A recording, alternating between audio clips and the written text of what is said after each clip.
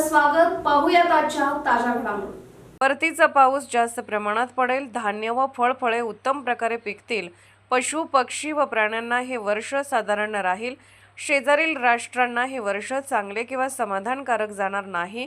या संवत्सरामध्ये राहू स्वामी स्थानात आहे. पाऊस, पाणी व पिके, लहान मुलांना हे वर्ष मध्यम राहील. चालू वर्षामध्ये क्रोध कमी झाला तरी चैत्रामध्ये कलह वाढेल. प्रत्येक मासामध्ये धारण स्वस्थ राहील. वैशाख, ज्येष्ठ, आषाढमध्ये पाऊस पडेल. श्रावण, भाद्रपद, अश्विन व कार्तिकमध्ये अपायकारक घटना घडतील. मार्गशीर्ष, पुष्प, माघ आणि फाल्गुनमध्ये धारण स्वस्थ राहील. न ऐकलेल्या घटना कानावर पडतील. पाप वाढले आहे, नियतीने वागा. शेवटी सत्याचं वागणं जगण्याची उमेद निर्माण करेल. यासह अनेक घटनांची भविष्यवाणी कथन जनवाड तालुका चिकोडी येथील परमपूज्य महादेव स्वामी धर्मर मठ येथे महादेव स्वामीने लिहून ठेवलेल्या हाळे कन्नड पुस्तकातून भविष्यवाणी करण्यात आली. आजच्या कार्यक्रमाच्या अध्यक्षस्थानी हुबळीचे संतोष कदम होते. जीर्णोद्धार कमिटीचे अध्यक्ष पिरगोंडा मगदूम यांनी सर्वांचे स्वागत केले. मराठी भविष्यवाणी वाचन शरद भंडारे, कन्नड योगेश मगदूम व प्रशांत चौगले, तर महादेव स्वामी धर्मर मठाचा वार्षिक जमा खर्च व अंदाजपत्रक वाचन सचिव सुभाष पाटील यांनी केले.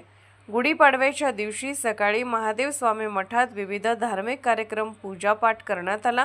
संपूर्ण गावकरी व भक्तगण भविष्यवाणी ऐकण्यासाठी गर्दी करतात. यावेळी धर्तीवर जी काही फळे व धान्य असतात त्याचा एकत्रित करून तो भक्तांना वाटला जातो. हा फळे व धान्याचा महाप्रसाद गुढीपाडव्याच्या खास व वैशिष्ट्यपूर्ण प्रसाद मानला जातो.